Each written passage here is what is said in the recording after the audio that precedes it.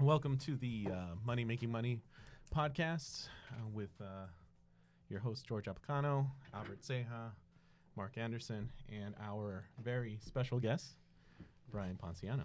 Yo, what's up, guys? How's it going, Brian? I am fucking amazing. Same. Can I say fucking amazing? You can say whatever you whatever you want. Perfect. Just know that's on you, though. Oh, yeah, no, I don't give a shit about that. Sometimes, like, people are like, our audience is a little bit more conservative or whatever, so I don't know how much of myself I can be. We're still Be trying your to true self. Yes.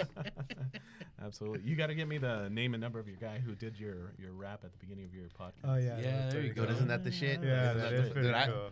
I've never imagined, at least in my childhood, probably in my recent years I did, but in my childhood, that I would have a theme song. All right. You know, that I would have a fucking rap song that was written specifically for me. Yeah, that's pretty cool. All right. So, so a little bit of history about you, right? You're into multi-unit investing. You started off, like the struggles of everyday. I'm hitting my fucking vape pen. Right. Held that in longer than I thought. Oh, we're recording too. Oh, that's cool.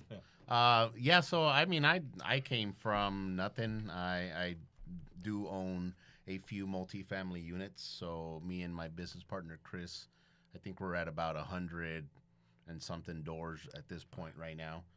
We do own a few different units. I've been in the real estate industry for 14, going on 15 years, something along those lines. Okay. So I've started from wholesaling to, I started door knocking. Then we did wholesaling, then fixing and flipping, then buying and holding, multifamily. And now I've actually moved into Ohio where I'm buying a lot more smaller single families. But the long-term goal of that is to eventually turn those into notes. So I'm moving into the note space. Oh, really? But nonetheless, I'm always growing, always evolving. You Right. know? Just same thing. More education, more knowledge, and then you keep going. Yeah. Yeah. So, and then you just started up your new podcast, right? Unfuck Your Mind. I did. I just launched that podcast called Unfuck Your Mindset. And in going in hand with the podcast, I just launched a program. Well, I'm about to launch a program on Monday, so I don't know when this shit comes out. But next week, I'm launching a program called Unfuck Your Mindset. So you can go to unfuckyourmindset.com to get a little bit more information about that, to get signed up for the I'm doing a launch special for it. But anyway, I was doing a lot of public speaking because of my background. You know, growing up in the hood, growing up in South LA. I was never in gangs myself, but I was always in and around gang activity, and people around me did it. Growing from that to being a quote-unquote successful real estate investor, even when I was just fixing and flipping, people wanted me to speak on their stages. So I was always asked to speak. And I've noticed that a lot of people didn't have the right mindset. There was something different between me and those other people, because I saw those other people show up at all the same places that I've been to. Then they show up to the places where I'm speaking. Then they show up to the other places that I've been to. They're still in the same fucking place. Yeah, you were the speaker. Yeah. Well, okay. yeah, but I had met them before when I wasn't the speaker, Oh, so we wow. had already heard the same information. It wasn't that somebody told me something differently than told them or whatever. Yeah. They just didn't have it correctly in their mind. And when I started speaking, then people were asking me about coaching, and I went into coaching people how to do real estate. But I quickly realized that people don't. They don't really know how to follow instructions, nor do they really understand the mind that it takes to get it forward. So even when I was telling them, even people that paid me to coach them, I would literally hold their hand and walk them through it, and they still wouldn't do what needed. So I decided that, just take a step back, and I realized that the biggest thing that separated me and them is the mindset. Going and working on my mindset. So that's why I launched a podcast called Unfuck Your Mindset. If you're looking for it and it's not on, well, actually, even on iTunes, the for fuck needs to be a star. Yes. If not, you can't find it, but it's under Unfuck Your Mindset. I had a problem doing that too. I was looking for it, and I was looking on a podcast one, and I said, okay, no, I tried looking at another one. It's like, maybe it's that thing, and then they put that thing. It's like, that's exactly what it was. A lot of people message me. A lot of people that don't have iTunes. So I've been pushing it on social media, but the link just goes to iTunes, which man, quick fucking pat in the back to myself. We were charting last week and this week, and we're still charting here for the shit that we're doing. But my girl just sent me a message that we're charting in Guatemala. Oh, nice. Nice. Yeah. Nice. Look at that, dude. Fucking crazy, right? Well, Crazy, the first yeah. couple episodes you did in... I did in Thailand, yeah. in Thailand, yeah. And they sound like shit, by the Yeah, way. because You guys have an awesome fucking But- setup over here. But then again, you said you were doing it in the bathroom, too. I did it in a bathroom. There was no soundproofing. Yeah. It wasn't even a good mic. It was this cheap, Yeah, you- shitty mic that I fucking plugged it into Out the there? bottom of my phone. Yeah, that was, dude. I went to the mall, and it was like the biggest mall in Phuket, and you couldn't find shit. It was all, it was nice. Like, it's a nice place, but they just didn't really have what we needed. So they sound like shit. Yeah, no. But it's good. Hey, and that's the thing, though, right? Go back to mindset. You did it. Yeah, You no took matter the what. action. You started, and then it went, right? And 9 times out of 10, when people are out there and they're listening and this and that, they don't even take the action. Yeah. Most people are professional learners. Yeah. They're professional learners. You'll see them at all the different events. You'll see them at all the different networking stuff. You'll see them going and they say, yes, I got it. We'll do it. And then they never fucking do it. Yeah. Yeah.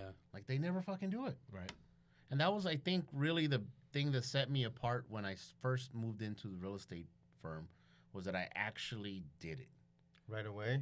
Or- Well, yeah, so my very first experience in real estate, I answered this guy's ad on Craigslist, and it just said something like, "Hey, if you want to come and learn, you can whatever." So I just showed up, and he needed door knockers. I didn't know what a door knocker was, Right. but that's what he needed. And he was like, "I'm leaving this company that I'm with. I'm starting my own company. I need people to door knock the door for me. I'll give you leads. I'm not gonna pay you for shit. And if you find a deal, then you let me know. We'll bring in our other guy who's our closer, and then he'll get the deal." And he offered me a percentage of the profit, Right. which Profit. in that case was 25% of the profit. I didn't know anything like Right. shit. I didn't know nothing about real estate. I didn't know shit So about that was nothing. like the first experience with that to getting into real estate? Yeah. Really? Wow. Hey, was I did- this in Arizona in summer? That was in Phoenix. It was not when I first started door knocking. It wasn't in the summertime. It was Okay. right about this time of the year. Oh, okay. And then it obviously Right, a few got months later hotter, it's right. fucking hot as fuck. Exactly, no shit. And I didn't have air conditioning on my car. I was driving. I mean, I Oh, was hoping dude. that my fucking car made it to the houses that I was trying to door knock. Yeah. What area were you door knocking? And tell us a little bit more of how that first deal went. How did it go down? So here in Phoenix, we have the west side of Phoenix, which is known as Maryvale. That's the area we were at. So I was living in Maryvale, and once again, I didn't really have a good car, so I decided to go over there. Second thing was that Maryvale is a high Hispanic population, and I'm Guatemalan. I'm bilingual, so I know how to speak Spanish. So that made it a little bit easier for Easier, me, and it yeah. gave me a slight advantage, even though everybody fucking speaks Spanish right in Maryvale. Yep. So that's where I went, and it didn't bother me. A lot of the people that were in the industry, now you go into these meetings and you go into the networking events, and there's a lot more color in the room. Yeah. There's a lot more brown people. There's a lot Yeah. more black people, and there's a lot more young people in the room. Right. Yeah, that's Absolutely. true. When I first started 15 years ago, that was a lot less. So a lot of the people that were there door knocking weren't going to go to South Phoenix, weren't going to go to West Phoenix. Like, oh, that's Really? scary. Like, I don't want Yeah. to do that. And I lived there. So anyway, what I did was he just gave me a list. It was pre-foreclosures. I went and I knocked on that person's door, just like we knock on people's door all the time. Back then, this was 2006. So it was Before the market. ridiculously competitive. Yeah, before the market crashed, Mhm. everybody Yeah, was going yeah. after pre-foreclosures. So you would, just like here in Phoenix, where if you send a mailer, the person's going to be like, I got 20 of those sitting Yeah, right yeah, here. yeah, Yeah. yeah. You would literally go to people's door, and there would be 5 or 6 flyers that people left there from door knocking. That, hey, you're not home, I missed you. And that's not even including hiring people slipped it through there. How many people left it in the Right. mailbox? Yeah. Which Yeah, is illegal, yeah. by the way. So there was other creative ways to kind of leave it in or around the mailbox, shit like that you had to figure out. But anyway, I knocked on this person's door, and this guy was just kind of it was probably like, fuck, dude, 6:30, 7 o'clock at night. It had just started getting a little dark. I talked to him. I walked inside, and I was like, I'm here. You're in pre-foreclosure. Now, mind you, most people, when they get into pre-foreclosure, they don't like to admit it, especially if you're door knocking. Right. Yeah. Especially if you're the fucking 100th person knocking on their door. Yeah. That's not including the phone calls that they were getting and Right. the letters that they were getting. So they were just like, yeah, whatever, go fuck yourself. And then on top of that, they think you're a representation of the problem that they have to deal with. Yeah. Right? Sometimes I think more of it was just them not. A lot of it was source of pride. People don't like to admit that they're in trouble. Yeah. And then second of all, that's their biggest investment.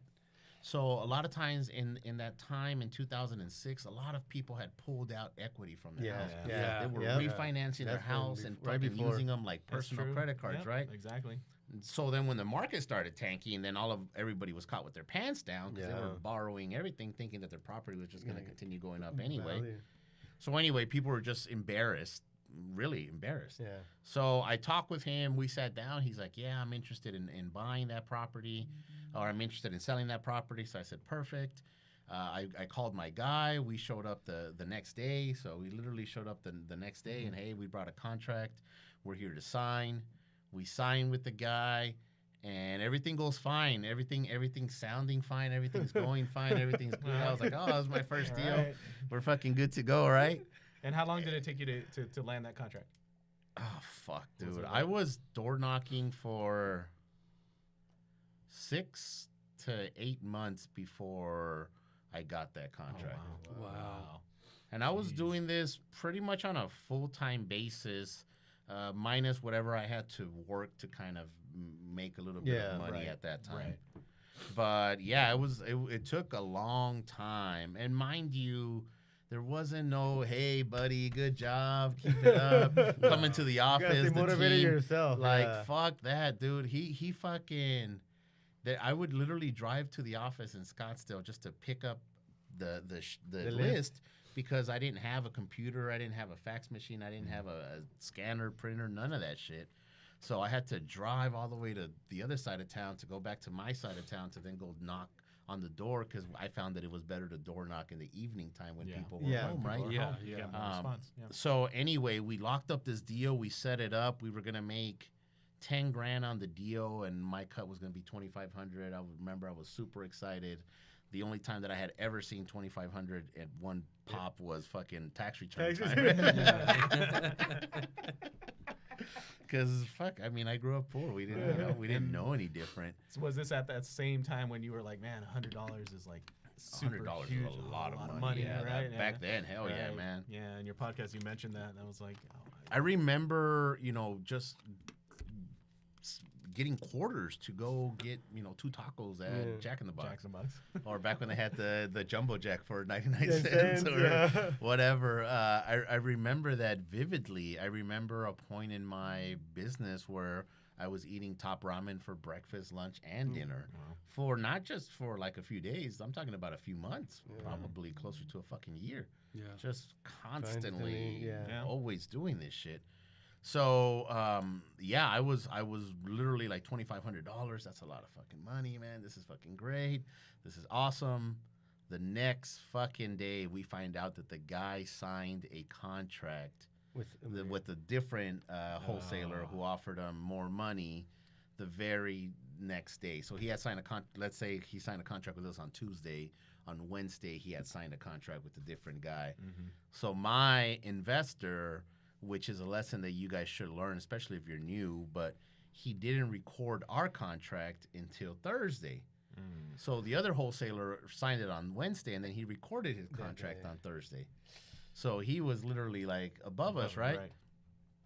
So we had to threaten the seller with the lawsuit and, this is bullshit and we're going to take you to court and this and that. So we actually made him give us the $5,000 additional or whatever. I don't know how the fuck they worked it out, but basically he ended up giving us some money because he didn't want to avoid all this problem because he had already signed a contract with us and then signed a contract with somebody else. Yeah.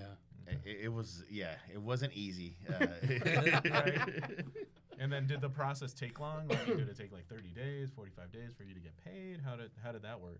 We got paid at closing. I think I want to say that I got paid probably 30 to 45 days after that. Okay. Right after that, though, as I said, it took me about 9 months to get my first deal, but right after that, I got one the very next week. Nice. So what ended up happening was that I got paid out on both of those deals. And the wholesaler, the investor that I worked for, he wouldn't do a deal. His minimum was $10K.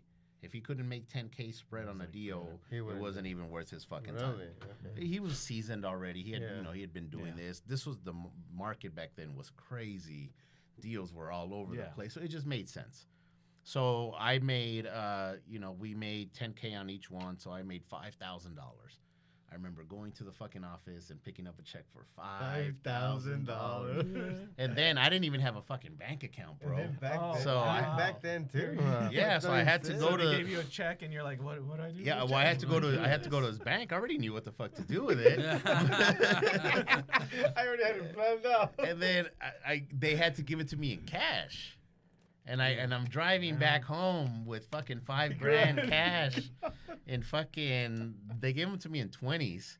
So it was a stack of fucking money, He's like, I gotta get a couple rubber bands. I gotta find a shoebox. Oh my god! Oh, I felt like a fucking badass that day. That's for damn sure. What I take away from that though is you took your time, got your first deal, but once you got your first deal, you took that momentum, got your second one, right? And I learned. How did that help you get rolling, essentially, to where deals were on a... Or, if you don't mind asking, did you use that money to reinvest? Fuck no, I was a fucking idiot.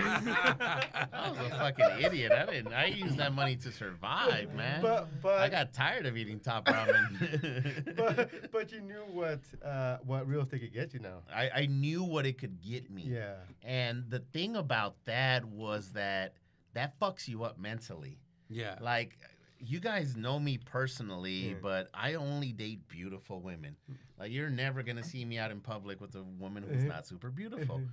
The first beautiful woman that I ever slept with fucked my mind up because I said, I can get a girl like that. I can never go back to a regular girl, But back to your question. So basically, what I realized from that process was that I took my time to learn how to do it right. Yeah. And most of you motherfuckers out there are so hell-bent on getting it done fast that you never worry about learning how to do it right. Yeah. Because you're so fucking... Now, mind you, most people out there are in a better position than I was when I first started.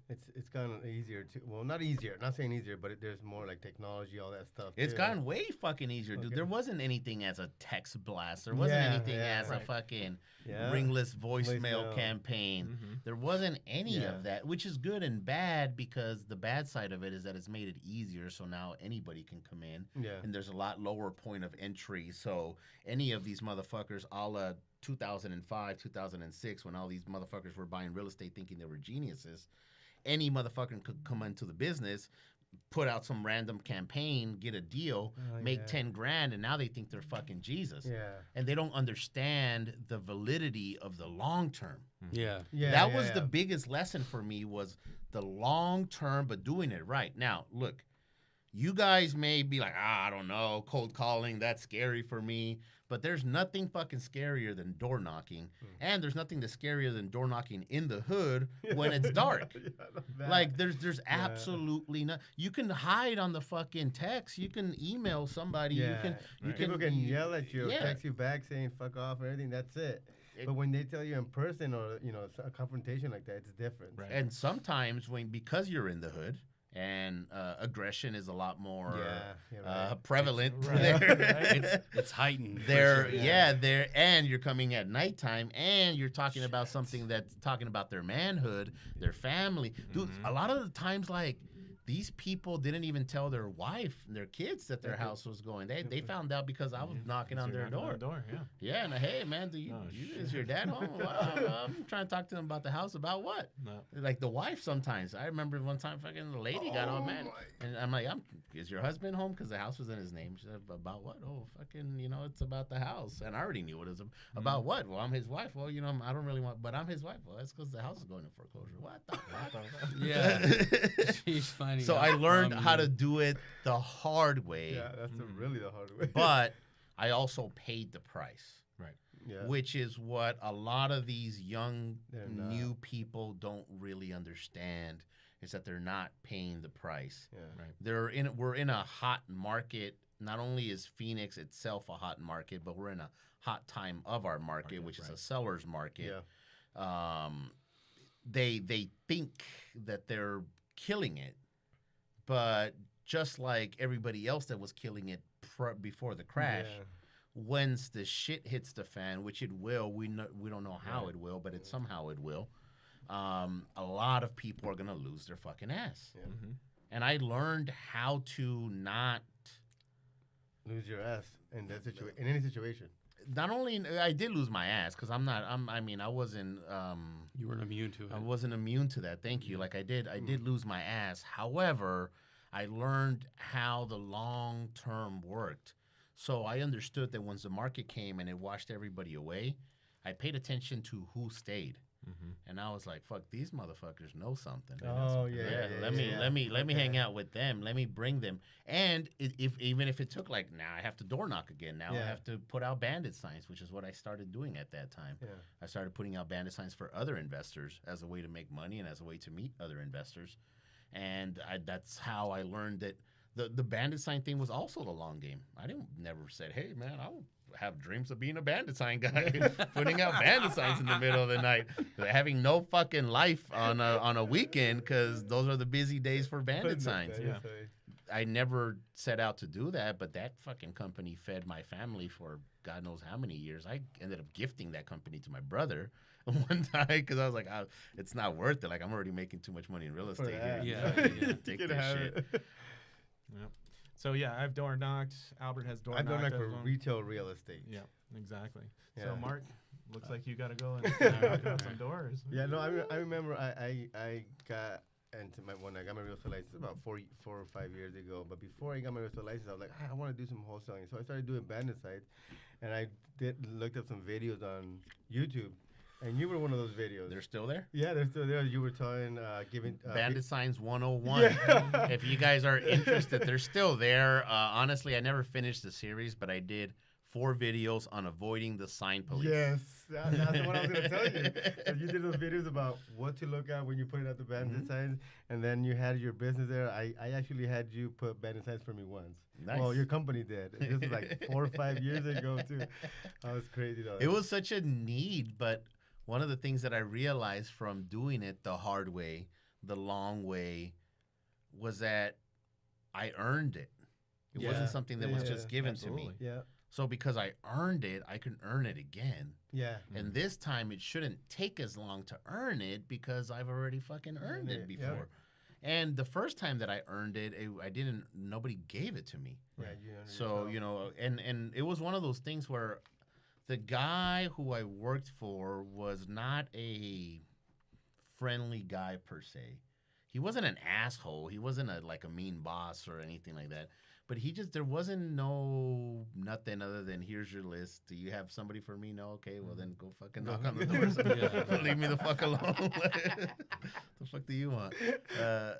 That was the case. So I really had to learn. And as I said, I mean, you can be successful in real estate without door knocking. That you don't have to door knock. That's not what I'm saying. However, if you want to guarantee long-term viable success in real estate, get really, really, really, really good at door knocking because nothing is as hard as fucking door knocking. Yeah. Everything else is easier. Yeah, you're right. It's like it doesn't get harder than that. Yep. Exactly. So And if you can get pat that down to, get it done real good, everything else is gonna be easy. Right. And that's So always much seems easier. to be the cost of entry, right? That even though one of my door knocking stories, right? So went out pre-foreclosure list or whatever. Guy calls, I knock on the door and he's like, get the fuck off of my house or whatever, right? And then I go, look, hey, I'm here to help. I'm not here to sell you anything. I'm actually here to buy or whatever. And he's like, I'm gonna get my shotgun and you get the fuck off of my property. Yeah. So that seems to be some of the lessons that you have to kind of learn, right? Yeah. You have to go. You have to roll with these punches. You in have order for to you go get through it. right. You're never, man. So my nephew is now 18. I remember when he was about 2 to 4 years old, somewhere in that age range. we used to go down to fucking Walmart at the $5 DVD bins. Remember that Oh, shit, yeah, right? yeah. And he fucking loved the Ninja Turtles. Loved the fucking Ninja Turtles. So I bought him a little 5 DVD, and I used to always like, I've never really liked to work that hard. So I was chilling with him. I was smoking weed, and I'm watching him and shit. And we would put on the Ninja Turtles, and I'd just sit there and watch it with him. One of the episodes, Master Splinter said something along the lines of, "In the road of life, when given 2 choices, always take the harder road."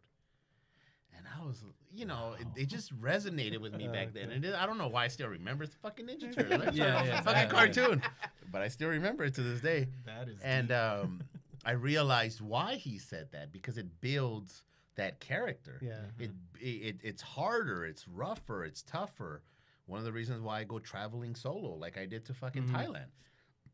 Most people don't have the balls to leave and not know where they're gonna stay, not have any plans. What do you mean you're gonna go to a country where you don't know the fucking language and you have no contacts out there, and you're just gonna figure it out and wing it for 2 weeks? The fuck is wrong with you?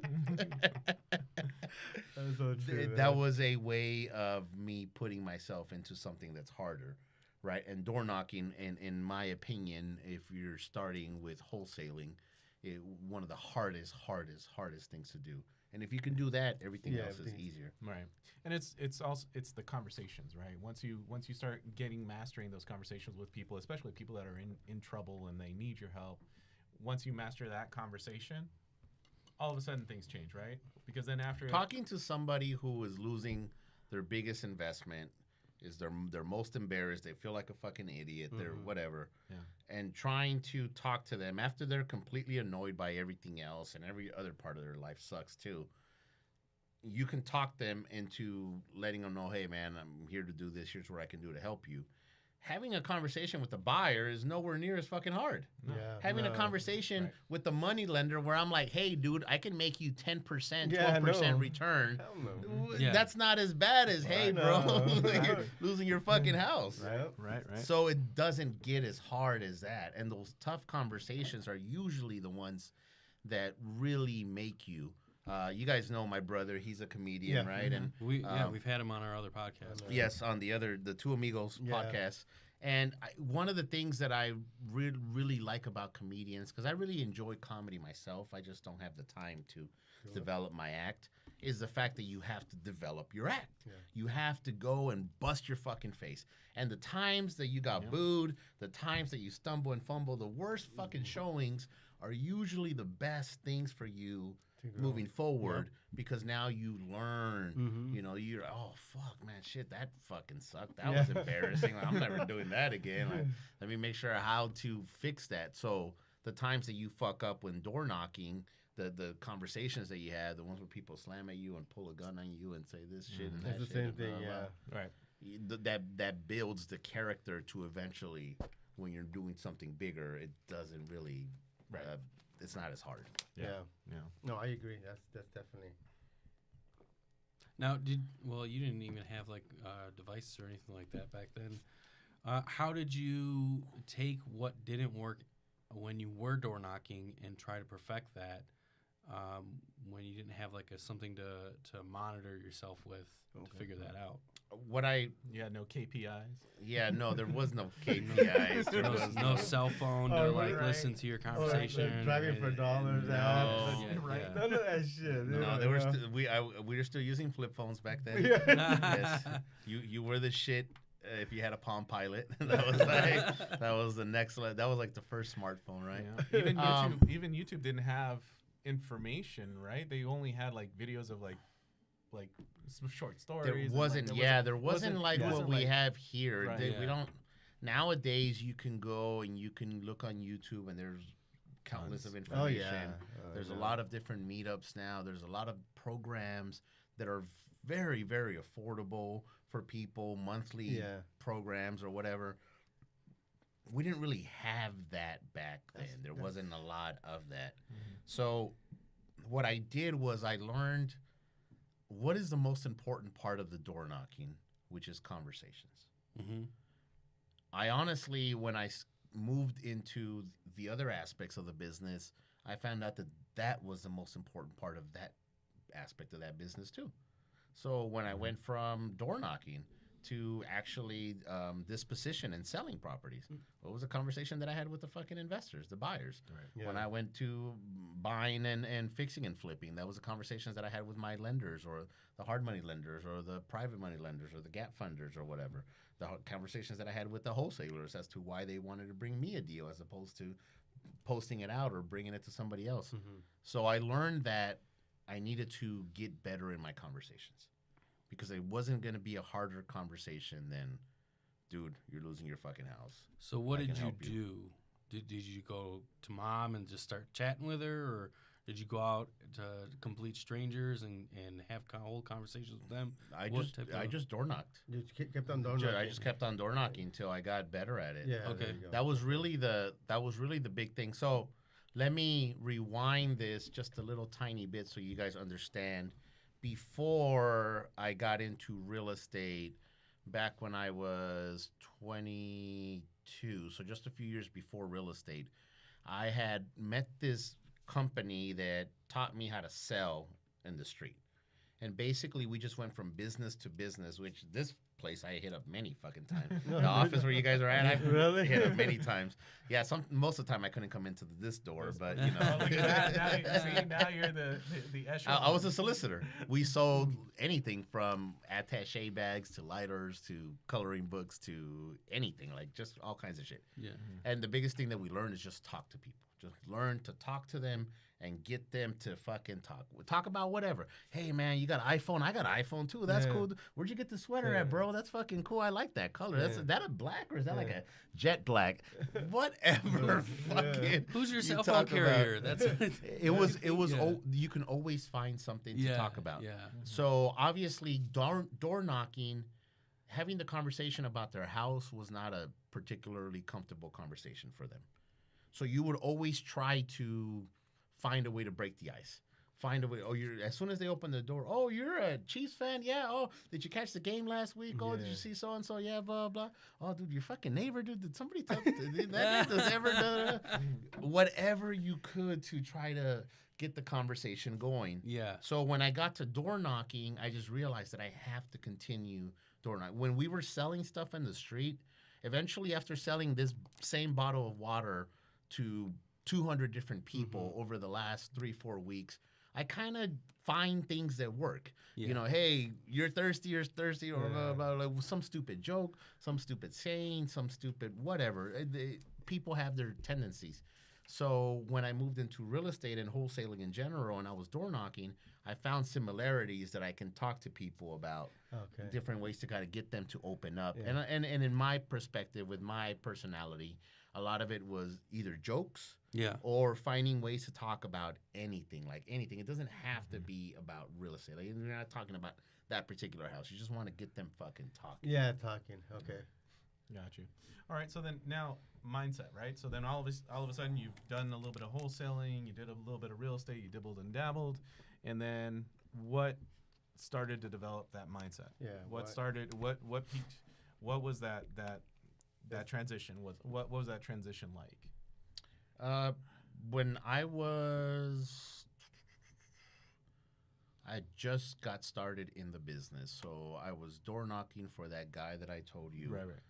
I met one of his buyers, so one of the guys that he would wholesale to, and he was right about my age. And anyway, this guy invited me over to his house, and we used to go to his house all the time. I remember because he rented out a house. I was living in an apartment at that time, or a condo or whatever.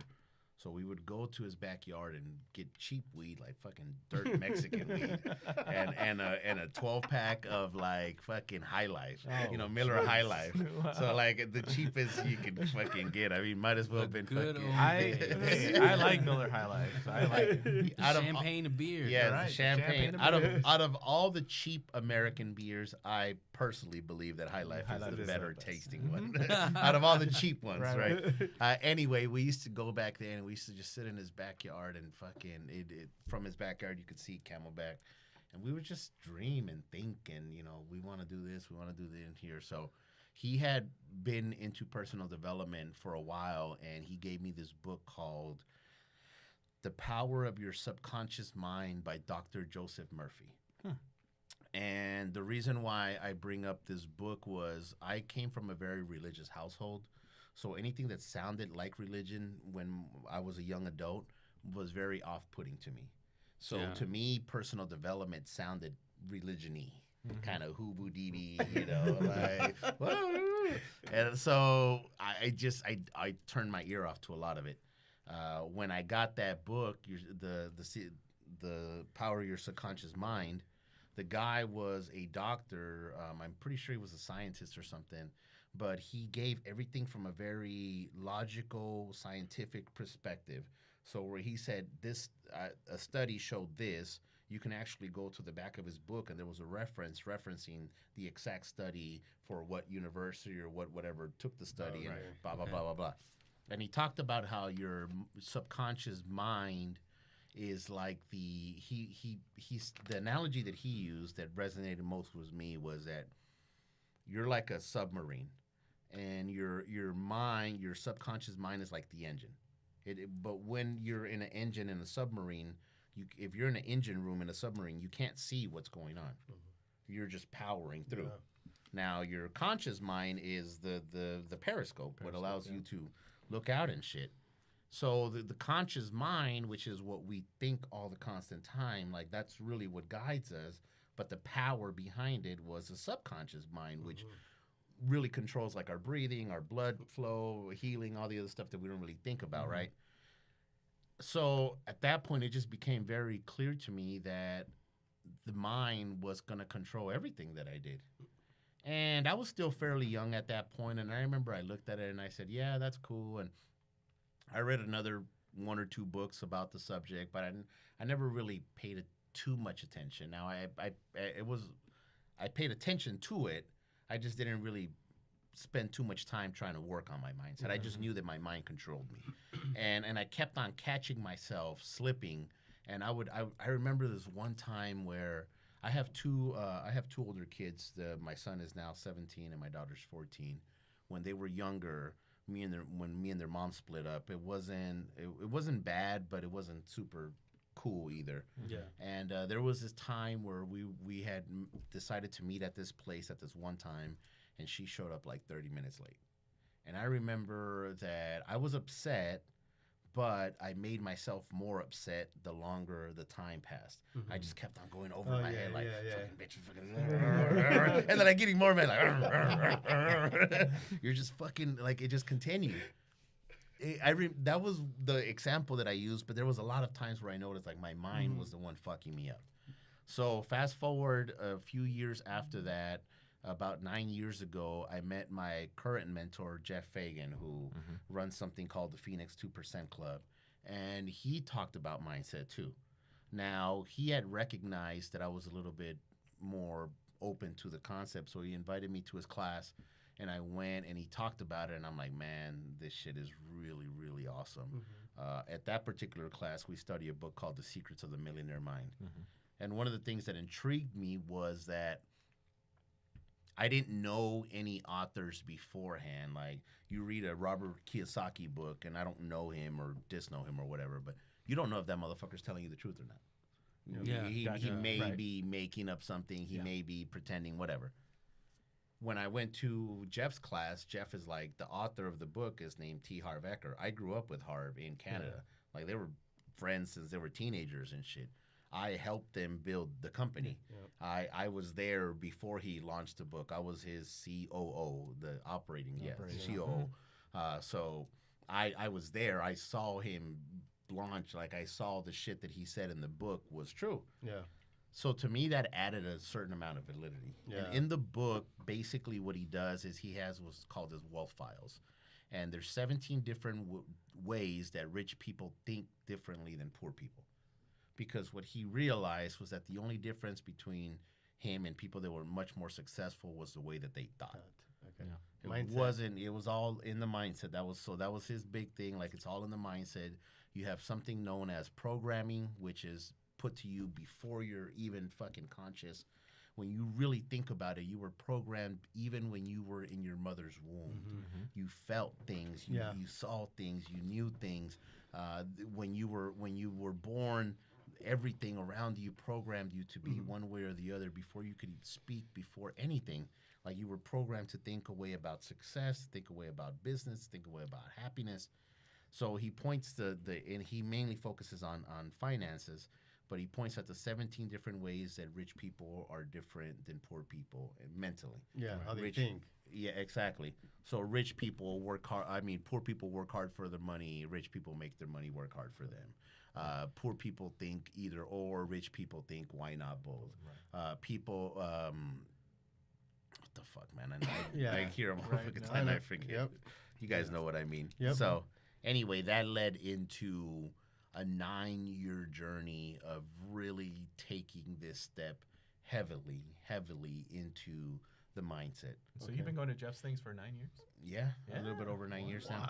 Wow. Really? And this is every single Tuesday. Yeah. Every single Tuesday that I'm in town if I'm not traveling or whatever. And then that just helps reestablish the connection again, right? Every single week, you're like back into, okay, millionaire mindset. And it continually repeats, right? So it makes it easier for me. What happened was that I realized that it was all made up in our mind. And I remember this was after I read the book, but before I met Jeff. So a little bit right after I read that book, I remember that one day I had a funny thought in my head. And I was like, when people say hi all the time, it always sounds the same. Hey, man, how you doing? Oh, I'm fine, man. I'm good. How you doing? Oh, I'm good. Yeah. Everybody says the same fucking shit, right? So I'm like, dude, I'm going to fuck with people. Of course. Yeah, of course, right? Because it was funny in my head. Like, I wasn't woke. I didn't know what the fuck I was doing. But I was like, every single time that people ask me how I'm doing, I'm going to fucking say I'm fucking awesome. Like, hey, man, how you doing today? Oh, I'm good. How you doing? Man, I'm fucking great, dude. I'm fucking awesome. I just wanted to see the reaction of people's face. Right. Like, it was funny. To me, it was funny when I'm pumping gas or I'm at the Circle K or I'm at the grocery store. And the people just, like, they don't even look at you. How's your day going? Oh, good, okay. But then when you said fucking awesome, they're like, oh. Right. Exactly. I mean, I've had people literally just hysterically fucking laugh out crying. This one time in a small town called Wickenburg, I was driving through there. I stopped by the gas station. The lady asked me how I was doing. I said, I'm fucking awesome. She started laughing like, fuck, like she was the funniest fucking shit she ever heard in her life. I mean, just ridiculous. So I do my little thing. I buy what I'm buying. I get my coffee. I walk up. And she's still laughing, and she's like, "Fucking awesome! Like that's fucking great." She's like, "I've had the worst day today. Like I had the worst day today, and that just like really caught me off guard, and that's just doing so." Yeah. Anyway, I was doing that for, I don't know, a good 3 years or so. One day, me and my friend were sitting down, and he's telling me about how he's having a bad day, and I'm just like, dude, like, fuck, I haven't had a bad day, and I don't know. And then I really start thinking about it, and I'm like. Fucking calculating, and I'm it's been like 3 years since I've had a bad day. Right? This is fucking crazy, right? Yep, exactly. So I realized that it was all in my head. Yeah. Like it was all fucking made up. That's crazy. The problem with it was that all the bad habits that we have are made up, and they were always being reinforced. So to me, going once a week for 90 minutes, hearing the same shit, was really, really small compared to the rest of the fucking time hearing all the bullshit, hearing I'm fine, it's Monday, living paycheck to paycheck, barely getting by, fucking kids, fucking wife, fucking president, fucking football team. Every single little thing, and it's funny too, because like, so if somebody asks me like, how are you doing? I'm like, I'm outstanding, right? It's just a reinforcement of your subconscious. That's all. Every single time, you're just reinforcing your subconscious of what you want to deliver out to. Yeah. Napoleon Hill calls it autosuggestion. Yeah, autosuggestion. Yes. Right. In his book Think and Grow Rich, which is really the OG personal development book. Like that's really the thing that started the whole thing, and a lot of people really use a lot of his concepts. That was one of the things that he had was autosuggestion. Yeah. People have very low self-confidence, and he had something called the self-confidence formula, and part of the self-confidence formula was autosuggestion. How do we talk to ourselves? How do we interact with ourselves? Do we call ourselves fucking stupid? Do we call man, you're a fucking idiot, man. Man, if this was so and so, look at so and so making money, and I'm over here still 6 months into it, and I haven't got my first deal. Like, man, you're a fucking stupid ass Brian. Like, fuck. We unfortunately, a lot of us, most of us, pretty much every single one of us talks to ourselves. Right. Yeah. And that negative talk, that hurts you. That hurts. It hurts worse than anything. Like, so we've all heard of women. And even men at this scenario, they're in relationships that are getting belittled by their significant other. So your wife is like, fuck you, motherfucker, you small penis piece of shit. You can't even fucking pay the fucking bills, you motherfucker. Ouch. I feel like I'm at home right now. Ow. So the point of that is that nobody can talk to you worse than you talk to yourself. Yeah. If she is telling you that shit out loud in public when everybody fucking looking at you, that means that you talk to yourself way worse than that. Yeah. Oh my God. Like, you really think. And this is why a lot of times, like, people that manipulate know how to hit those buttons and hit people's insecurities. Oh, yeah. Because once you hit their insecurities, then all of a sudden they're just a lot more easier to control and manipulate, mainly because they're finding validation for what it's already going on up here. Yeah. Like, they need that shit. You know, somebody's like, I remember one of my ex-girlfriends had really big tits, like fucking double D's, really big breasts, right? And she was always like, I'm always going to drop something. Like, watch me. This is my bib. I'm always going to catch something. And like fucking clockwork, every single fucking time she was eating, something fell on her fucking chest.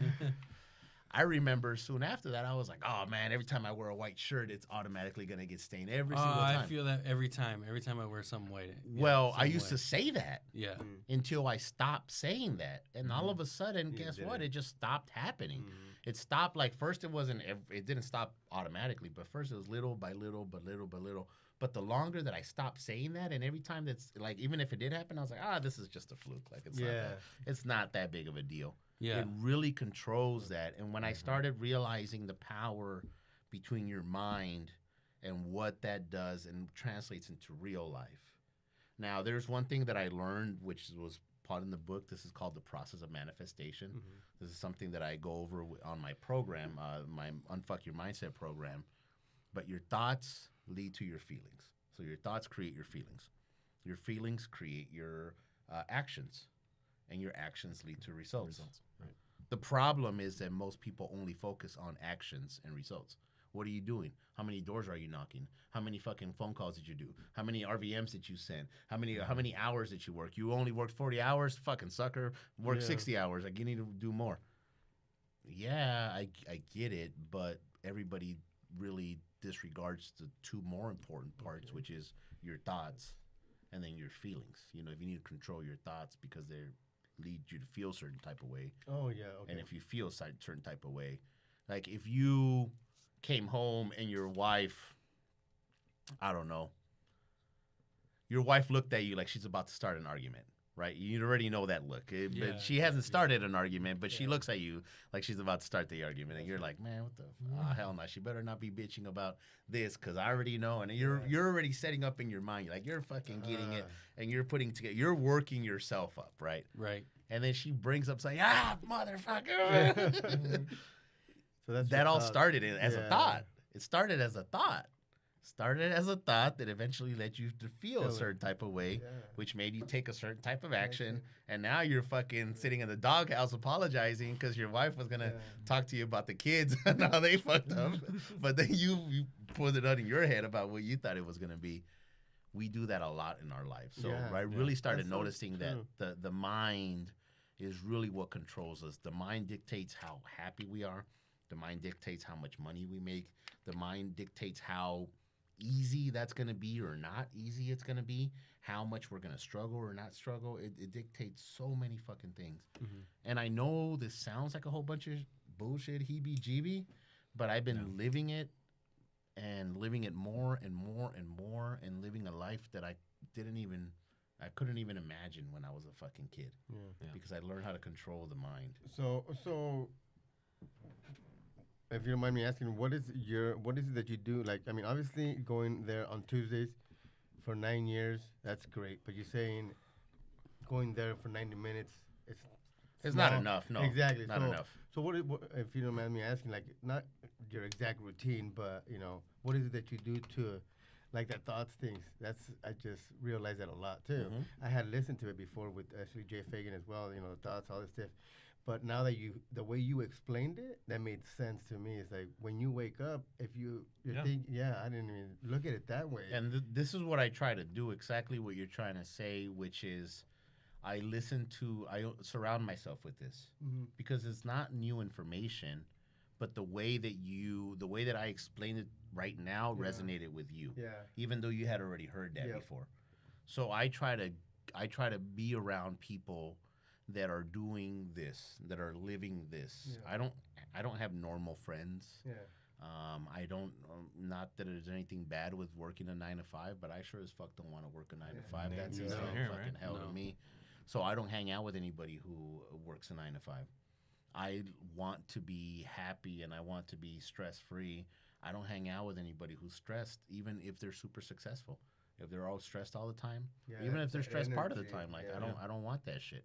I only hang around the stuff that I want. So what I ended up doing was through Jeff's thing, there was this guy who used to go. He gave me this. It was like a audio file, and you can look it up on YouTube. It's free.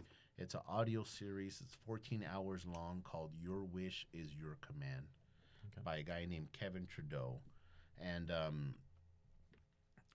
for the last hour, he's literally just pitching you on something that he's selling. But the first 13 hours is just straight fucking mindset gold. Really? When I'm telling you the fucking gold, the formula's right there, right in front of you. And it's really simple, but it's so fucking difficult because it's so simple. Yeah. It's so easy to miss, like it's right in front of you, but you can't fucking see it. So I listened to that over and over and over and over and over. Also, an audiobook that really, really helped me and really helped me play and stick to the long game, which is what you should do if you really want to change your mind, is called The Compound Effect by Darren Hardy. And that's the thing, is like, we've all read it, but that don't mean shit. Right. There's people that brag about how many fucking books they read. That don't mean dick to me. Fuck you. Fuck you. If you read 100 books in a month, how much of the information on book number 1 are you gonna retain? Right. Yeah. And apply, which is even worse, because nobody even the shit that they do retain, nobody fucking applies it anyway. Yep. We talked about that shit. So I'm not impressed by people that do that. And in the book, Your Wish Is Your Command, he talks about this Shaolin monk, this Chinese monk. And he talks about this. He says the Shaolin monk sits him down and says, in the Shaolin temple, we have a saying, I don't fear the man that practices 10,000 punches one time. I fear the man that practices one punch 10,000 times. Because in this series, he had the guy was trying to get the monk to show him how to do like these secrets, right? These secret punches.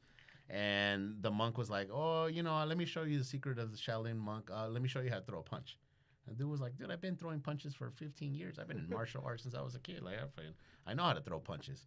And the guy was like, all right, whatever. And, fuck, I just wanted to show you how to throw a punch. And the guy's like, I don't think you get me. Like, I want to learn the secrets. Like, I want to learn the real shit that goes down in the Shaolin temple. And the monk is like, I want to show you how to throw a punch. So the guy's like, fuck. I'm trying to learn the secrets. So the monk just puts a fucking candle and he says, throw a punch and stop it exactly 1 inch before the punch. Before the candle. And the guy was like, well, what type of punch do you want me to throw? And he's naming all these fucking punches. I can do this type of punch and that type of punch. And that type of, Same thing about all the fucking books that they read. I read that one time somewhere 10 years ago. It's cool to quote, but it doesn't mean shit. Yeah. The Shaolin monk then lets the guy fucking throw the punch, then kind of says, all right, well, it's my turn. So he goes, he looks at the fucking candle, he steps back, He throws a really short punch and he stops about 1.5 feet away from the candle flame. The candle flame goes out. And the dude is like, how the fuck do you do that? And he's like, that's what I've been trying to tell you, bro. I'm trying to tell you how to throw a punch. The point of that is that a lot of us don't focus on the fundamentals. We want to find the newest, coolest way to fucking get the most amount of like opening on your letters or your this and your fuck you. Like, I don't deal with that shit. My mindset allows me to enter whatever arena I choose to. So I really just focus on that a lot. Between that and the compound effect, which literally just reminds you that it's the little tiny things that you do over and over and over, that you do them consistently, which is the important part. Consistently. They don't have to be big things. They're just little tiny things that you do over and over produce the most amount of results. And mindset has been that. When people are always surprised. 9 years you've been going there? Fuck. Yeah. And I know fucking Jeff, dude, we read the same book. He shares the same fucking stories. He has the same fucking jokes. I already know where he's going to lead. I already know that when he says this, he's going to move it into this, and he's going to dictate it here. And he's I already know this shit. This shit. Mm-hmm. But every other time around me, everything is just so, like, negative that I need to surround myself with positivity as much as possible. And that goes with everybody. I don't associate, I don't hang out, I don't date people that are not on a certain mindset. That you are. They're going to fuck with me. I get it. Completely agree. Yep. Yeah. So, and the funny thing is that even a simple affirmation, like, okay, well, it sounds silly, right? So, my dad, when I was small, used to tell me, just be happy, and I was like, well, how does that work, right? I just be happy. Like, it doesn't make sense. Smart man. Like, it's really really simple. He's like, I wake up in the morning, I open my eyes, just be happy. I won. Yeah. I've already won the day. Yeah, exactly. I've already, just by opening my eyes, I've already won the day. And so then from the rest of the time, that's something that's embedded for me for the longest time. That's the cliche line of Nike made famous, right? Just do it. Just do it. Yeah. Like, there's really no other way to do it. And there's a saying that I have that there's no way to get to it unless to go through it. Mm-hmm. Like, you have to go through this shit to get to where you want to. But if you just want to be happy, you could literally make up your fucking mind right now. I'm fucking happy. Right, exactly. Exactly. No, most people don't, though. They don't. Most people use their mindset to get in a negative mind state and then stay there for as long as fucking possible. Yeah. Man, we're very self-deprecating people. You know, that's one thing I warn my brother is, like, you know, I know you want to do the comedian thing, and I know you're really good at it, and you're getting your stuff. Just be careful, man, because a lot of comedians, not all of them, but a lot of comedians are very self-deprecating. Mm-hmm. Like, so it's like, oh, I'm such an idiot. Well, a lot of their humor comes from, like, a dark side. Yes. Right. Mm-hmm. It's like... And when you see, like, you know, you hear all these stories about these famous, super famous comedians and all the demons and dark shit they had in it. Yeah. A lot of it comes from that really fucked up mindset that nobody took the time to really work. Why do I feel this way? Why do I think this way? Why does that guy's shirt piss me off so much? Why does that thing really, like, bother me? You just, I'm sorry, honey, I shouldn't have reacted that way. But you never take the time to really think about, like, why the fuck did that piss me off? Why was that such a harder conversation? Yeah. Which is, once again, guys, why I finally, after many years of people asking me, and I've been saying and putting it off, I finally decided to launch my program, the Unfuck Your Mindset program, because I really am just using it as a way to help people go through the same steps that I did. Mm-hmm. And if you follow the whole course, it's a 1 year long program. Wow. So it's 12 modules, and I do 4 classes per module. So basically a video a week with homework and everything, just walking you through the same steps that I did to get to Unfuck Your Mindset. And I don't say this for financial purposes, but I truly believe that when the people finish the course, the best thing to do is start all over and go, because you're going to be in a completely different mindset, and you're going to be able to tackle these things, which is why I go to Jeff's shit over and over. We're tackling the same issues, but this time I'm diving deeper and deeper and deeper. And there may be things that he's been saying for fucking 10 years And didn't really that I didn't like. It didn't resonate. I didn't hear it until I heard it this time because I'm going through that thing in my life at this point. Yeah, when you said that, the reason why I was laughing was because, like, why am I always upset at traffic? And the funny thing is, I'm yelling at somebody else about something stupid on a car. They can't even fucking hear you. Right, they can't hear you. Exactly. I'm the only one pissing myself off, right? And it's one of those things. Is like, you can tell yourself you got to be better, but not until you actually make the decision to and that's do it. Right and there. your That's subconscious aligns with that. Yeah, it's all in your mind. You make that decision that I'm not gonna focus on that thought. Yep. So one thing that I will leave your listeners to is one thing that my mentor teaches me all the time: what we focus on expands. Whatever we focus on, like whatever. Door knocking is hard. Okay, well, it's gonna be hard for you. Right. You just said it. Yep. Life is tough. Yeah, of course it is. Yeah. It takes money to make money. Yeah, of course. The rich get richer. Sure. There's no good women out there. There's no good men out there. There's no everybody's a crook. Everybody's a liar. Everybody's looking. Sure. Well, yep. Whatever. Whatever the fuck you say. You're right. Absolutely. What we focus on expands. Before we wind it down, then can you tell us where we can find you social media wise? Yes. So make sure that you do yourself a favor and follow me on Instagram at Cashflow Creator. I say that because I'm always maxing out on my fucking Facebook. I'm probably going to be opening up a Facebook page for my Unfuck Your Mindset program. Yeah. But first and foremost, at Cashflow Creator, I post on my stories constantly. I'm a very open book about my life. You can check out my travels, especially when I travel. You guys have seen my shit when I travel. Like I don't do regular stuff. I don't go to resorts and stuff. So I hit the corners, I hit the alleys, I hit the streets. You meet people there and you travel with them? I travel. I don't seriously, I do that shit and I post everything. Like the whole fucking trip, I post it on my social media. So that's one way you can find me. You can also find me on iTunes and anywhere else that you look for podcasts for Unfuck Your Mindset. Make sure that you substitute the U for a star on the word fuck, but Unfuck Your Mindset. And you can find me on our program, which we're launching here, called unfuckyourmindset.com. And as I said, that's the program where I go and I break down. So on the podcast, I talk about these issues. And then we interview people and we talk about mindset, the mindset it takes to get to different levels of success, depending on, regardless of what place you're in. I touch on these points. On the program, I dive deeper into how to actually do it. But that's the easiest way for you guys to get a hold of me is on Instagram, and then follow me on. Make sure that you subscribe. Make sure that you download. Cool. Make sure that you give me a 5-star review. And we'll put them on there on that when we post the show. We'll put the links on there. Yeah, and if I can start fucking charting in another country outside of the two that I'm at now, then I'm even better. Absolutely. All right, well, appreciate that you came out, man. It's a lot of knowledge, man. Thank you. Appreciate it, guys. Awesome. Nope, thanks a lot. And mahalo. Mahalo. All right. Thanks, dude. That was awesome. That was awesome.